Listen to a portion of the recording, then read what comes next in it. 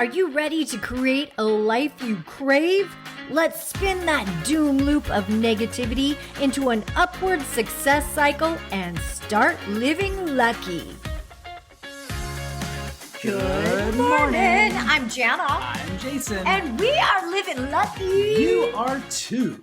If you're not growing, you are dying. I used to hate that phrase. I used to think that is sounds bad, doesn't it?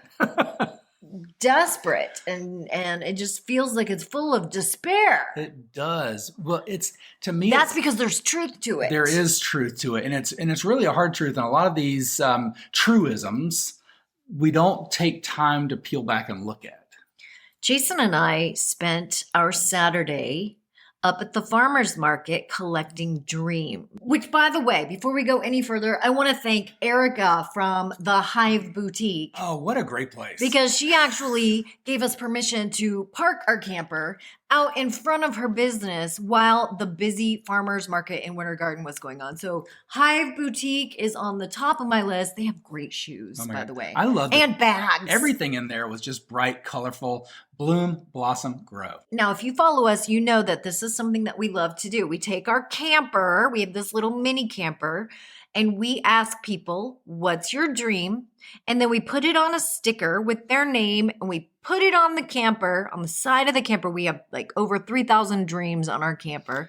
And we say to them, we're going to put it in motion for you. Now, all we do is ask the question. Yeah, the question is the catalyst that puts it in motion.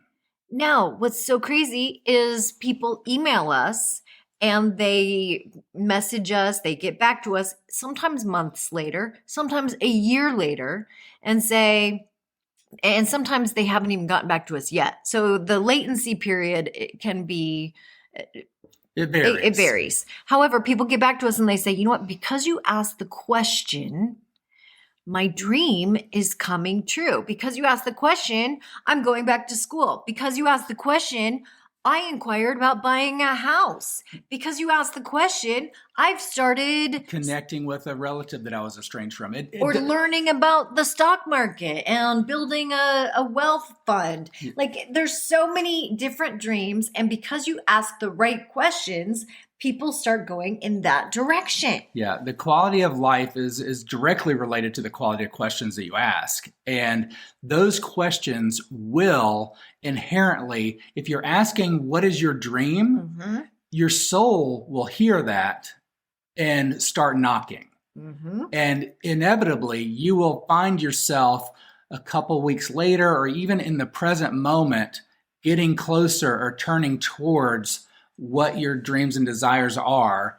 So after having us ask that question, you will be closer to what you're wanting in life. Now, here's what we've noticed, and we just want to throw this out there, and we're going to have a conversation about it, is we have noticed that parents that walk by and we say, what's your dream? If they have kids with them, they will often stop because they want to encourage their kids to dream. Yeah. However, the kids will put a sticker on the camper. The parents, not so much. No, the parents don't do that. Yeah. And it's interesting to me because if we directly ask the parents, we say, what about you? Do you have a dream? Sometimes they'll say, you know what? I'm living my dream. Yeah. And not right now. Yeah, no. This is about, let me just help little Johnny get his dream of wanting to be a T-Rex, yeah. Right? And so it's interesting that we sometimes become complacent in our lives because we stop dreaming. Yeah. We stop dreaming bigger. And when you bring it back to, if you're not growing, you're dying. Mm-hmm. That's if you don't have something that you're moving towards, like, because I was there, like when I was so content, and it's okay to be content, but you also have to know that you can sustain it. Mm-hmm. Like you have to continue growing because things don't sit still. Life doesn't sit still. Because Stagnant water the world around us is constantly changing and evolving and so when growing we and hit innovating. those plateaus where we think, you know what, I'm good. I'm just going to enjoy It's time the for me to kick fruits back of and my relax. labor. That's great. Enjoy the fruits of your labor. And at the same time, continue to dream. And imagine. Yes. And that's the beauty. Oh my gosh, I just got goosebumps all over because it is about the inspiration of what's next, not the dread of what's next. It's that inspiration of what's next. It keeps us alive. It's what inside. lifts your foot to make the next step. It's what gets you to the refrigerator if you're hungry. It's hungry for life. It is. It's motivation. It also gets those chemicals in your brain that, do you remember when you were younger and you would get so excited for Christmas, or you would get so excited for a vacation, or you would get so excited that I like. for a kiss? Hello. You know, like you got kissed when you were younger? It's those butterflies in the tummy. And for some reason, as we hit our midlife, we stop going there. Yeah.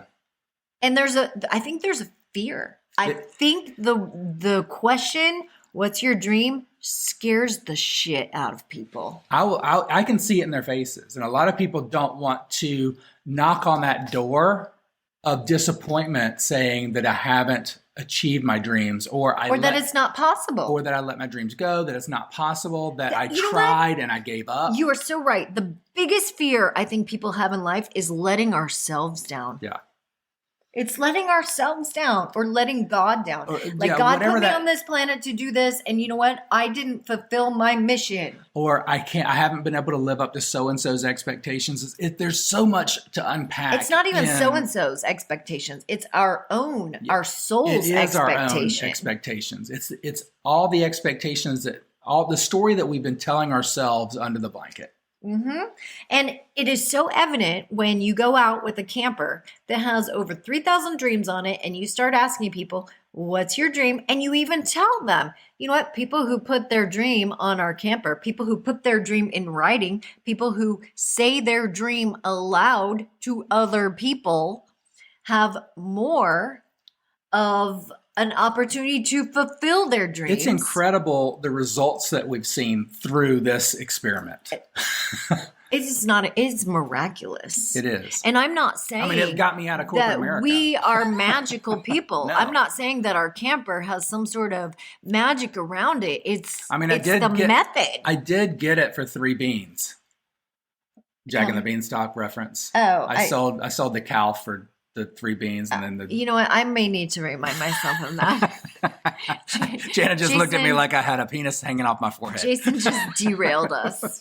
You just derailed us. You said it's not a magic camper. Okay. And that if I sold it for magic beans, then the magic beans produce a camper. And now we've got a magic camper. Okay. So it's not a magic camper. It is a magic camper. I'm saying it is magic because people who put their dreams on there often have them come into reality. Do you want to know something? I started with the very general dream of believe. That was my dream. I was one of the first dreams that went on that camper, and it was to believe. It's still there, right by the door. And then, as I started seeing other people dream, I started putting things like, I want my own TV show. I want to be a successful speaker all around the world. I want to walk again. Like things that I would never say out loud because there was something inside me that thought, you know what, that is totally delusional. Now, when you first... I want to be on Dancing with the Stars. When that first sticker "Believe" went up there, like we were heavy into understanding that our beliefs create a reality at that point. Was believe a safe sticker in your mind, or was it a deep sticker? Because I felt like it was a deep sticker because I didn't believe that the things that I actually wanted in life, either I didn't believe I deserved them, or I didn't believe they were possible, or I didn't believe that God would help me out in achieving these. So you put this, it was very deep. Like it meant something to you. Oh, yeah. So you had that. It was directly related to my relationship with myself, to God, to the people around me, and to my circumstances. So those 4 things. So if we were creating this vacation roadmap and you put the pen in the map on believe, you took this journey within yourself and externally of finding the evidence of how can I believe more? You actually started seeing your belief grow and your systems grow, which led into these new dreams and aspirations, which is incredible because the TV show, the podcast, the dance, all the things that have happened, like the opportunities that have opened up. Now, I will say the success level of these things is not where... Not the top of the mountain. So I would say my belief has turned into, if I'm just to be completely and totally vulnerable and honest right now, I'm at about 70%, because I see the steps of all of these things happening.